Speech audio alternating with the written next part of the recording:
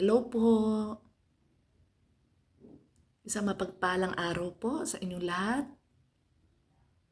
Muli po, ang inyong lingkod, Melissa Amil, na bumabati po sa inyong lahat ng isang magandang araw po at masaganang buong araw sa inyong lahat sa maghapon. Naway kayo i-bless ni Lord itong maghapon na to at ligtas po kayo sa anumang kapahamakan. Maraming salamat po. Ngayon po ay nandito po ako sa aking bahay. Kakaligo ko lang po, naisipan ko pong mag-vlog. Magbibigay lang po ako ng kaunting payo bilang napagdaanan ko na po lahat ang kabataan. Napagdaanan ko na po ang pagsapit ng Valentine. Nalalapit na po ang araw ng mga puso. Ngayon po, magbibigay lang po ako ng kaunting pangaral or kaunting tips or kung hindi nyo mamasamain mga kabataan at sa mga magulang na rin. Sa sasapit na Valentine, itong darating na February 14, alam nyo naman po ang mga kabataan ay mapupusok, mahihina. Hindi naman po lahat, may iilan po.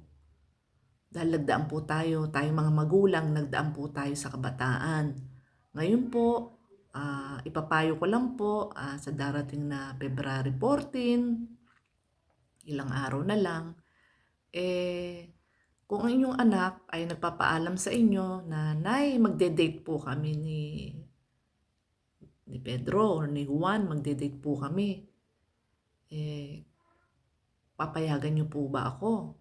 Mama, papa, nanay, tatay, daddy, dad, ma'am. Yan, mga tawag na mga anak natin sa atin. Payuhan nyo na lang po na, sige, papayagan kita ha, pero sa isang kondisyon, kailangan mga alas 9 ng gabi, nandito ka na, at saka, hindi na po kasi uso ngayon yung chaperon. Nung araw, kapanahunan ko, may chaperon ho talaga. Kailangan may isa pong kasama. Kung di kapatid, pinsan, pag magde-date, para wala akong masamang tingin ng mga tao. Ngayon po, pag sinabi ng anak nyo, "Ma, hassle naman niya, may kasama pa, huwag naman ho." Sige, hanggang alas 9 naman ng mall or 10. Sa mall lang ha.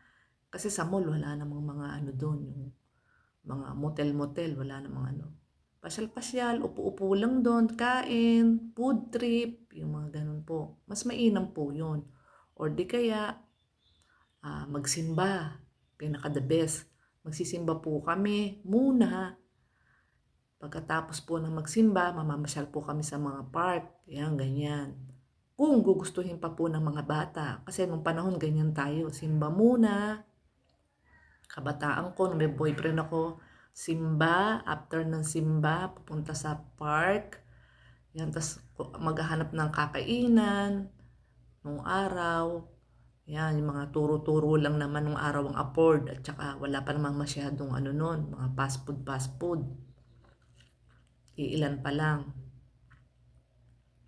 Kalimitan nga ho sa mga park lang, yung mga magagandang park nung araw. Yung Nayong Pilipino po, sa may papuntang Parañaque, Sukat, yun. Dinadayuhan ho yun. Malawak na lugar ho yun na doon talaga nagpapasyal ang mga magsing-irog. Kaya po mga bata, sa February 14 ha, mahirap na magsisi.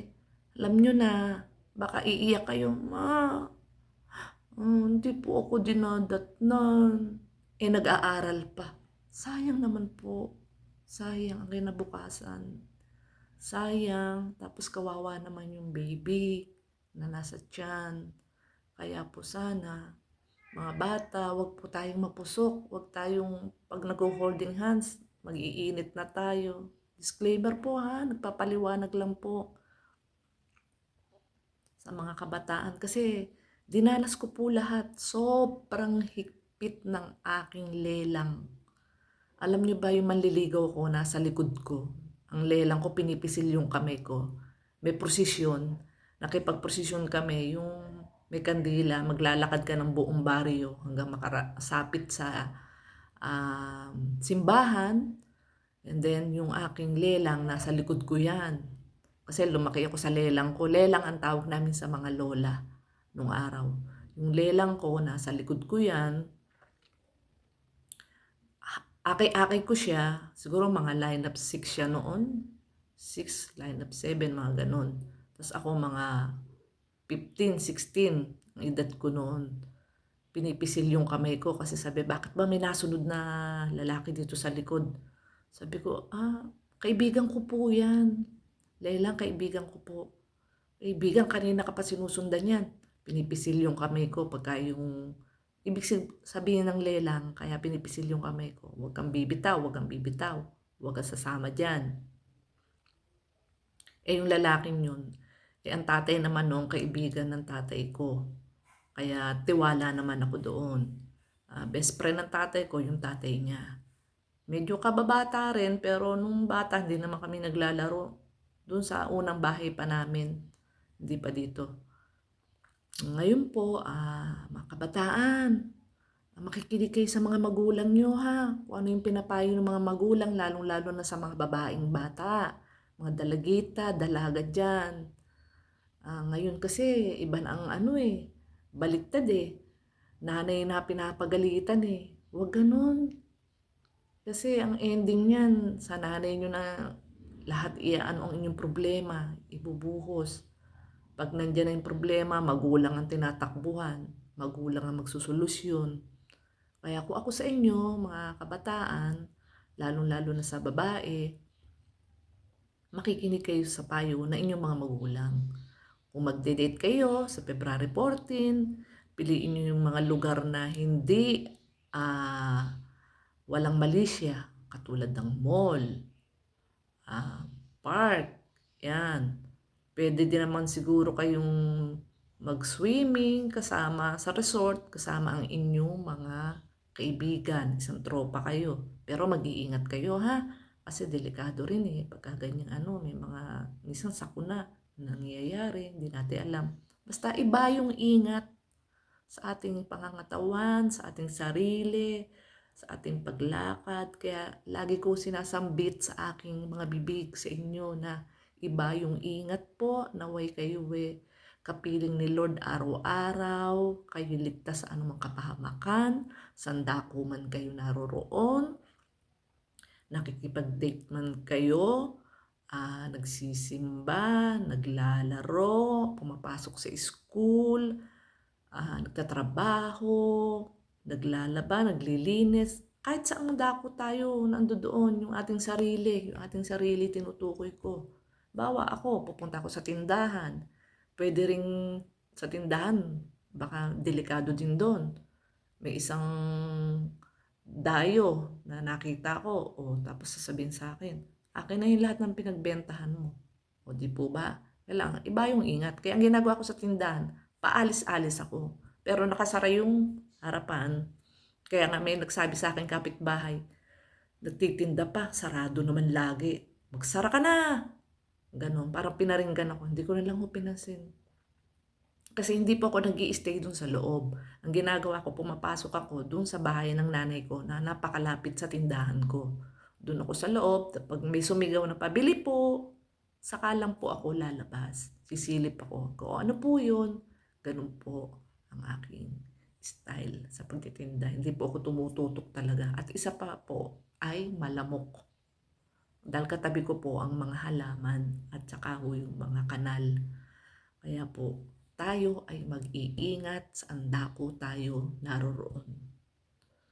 Magdasal tayo, Lord, guide mo ko, i-guide mo po ako, Lord, saan po ako, iligtas mo po ako, dapat po maraos ko po tong araw na to na ako po ay ligtas sa anumang kapahamakan. Amen. Yung magdadasal po tayo. Kaya mga kabataan ha, walang mawawala kung kayo makikinig sa ating mga magulang, sa ating mga nakatandang kapatid, pwede rin yung mga nakaranas na ng ganyan. Sa mga batang lalaki na high school, mga grade 11, grade 12, yung mga ganyan, yan yung mapupusok na kabataan. Eh, ngayon, sa cellphone na nga lang nanliligawan eh. Isang text lang, isang chat lang. Okay na, sila na. Eh, nung araw, hindi ho. Aakyat kayo sa taas ng bahay. Manliligaw kayo, manunuyo kayo. Kailangan nyo pang gumastos, bibili ho kayo ng mga regalo, yung mga pasalubong. Liligawan nyo muna magulang. Danas ko ho lahat yun. May naliligaw nga sa amin nung araw eh, si tatay. Naghahasa na ng ano eh. Takot yung dalawa, umalis agad. Nililigawan ako, nililigawan si ate, sabay. Nung panahon na yun, 80s ho yun. 80s pa 90s na. Yun po. Kaya sa February 14, mga kabataan, pigilan po natin ating sarili sa magnobyo, magnobya. Tayo pumunta na lamang sa mag-e-enjoy tayo ng walang malisya.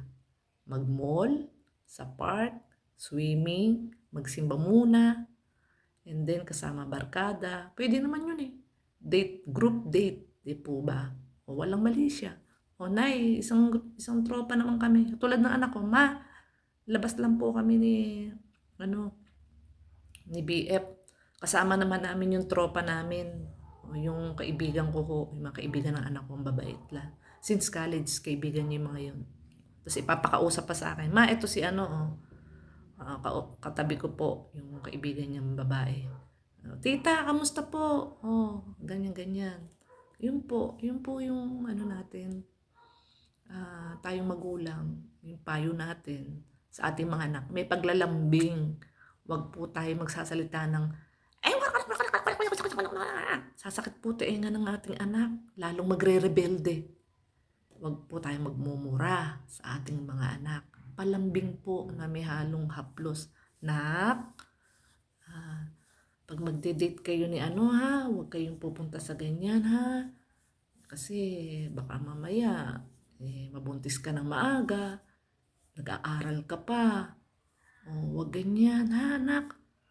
Tapos ikikis mo, mahal ka ng mama, mahal ka ng papa, mahal ka ng mga kapatid mo. E di ang pasok sa bata, soft touch, soft spoken. Makikinig siya, ay tama si nanay. Kasi nag-aaral pa ako tatapusin ko muna yung college ko. Madali naman mag-asawa. Madaling-madali. At isang minuto mag-asawa ka. Kayang-kaya. Di na nga po uso ngayon ng kasal Nung araw, hindi pwede walang kasal. Kasal muna. Bago magsisiping. Yun. Honeymoon na tinatawag. Ngayon, hindi na. Ibang-iba talaga ngayon. Kaya mas gusto ko talaga nung unang panahon. Sobrang sarap nung unang panahon po talaga. Kaya payong kaibigan lang po. Pasensya na po kayo sa akin. Baka sabihin niyo, marunong ka pa sa amin. Okay lang naman. Sundin niyo o hindi sundin. Basta po ako, ranas ko na lahat. Mula pagkabata, sobrang higpit ng mga magulang ko. Kaya ayaw ko nang sisihin sila na sabihin ko na pangasawa ko hindi ko gusto. Andyan na po. Meron naman akong 2 anak na mabubuting bata. Kaya po, thanks God. Binigay niyo po sa akin ang aking 2 anak. Thank you, Lord. Amen. Yun lamang po. At isang mapagpalang araw sa inyong lahat. Naway kayo'y uli ang aking litanya. Naway kayo'y ligtas, anumang kapahamakan, sandako man kayo naroroon sa ating mundong ibabaw. Muli po, Melissa Amil, YouTube channel. Please subscribe, share, comment po ng mga magagalang na comment. Love lang po tayo. At para po mabasa ko po, ngingiti po ako sa mga comment po ninyo. I love you all. Bye po. Bye.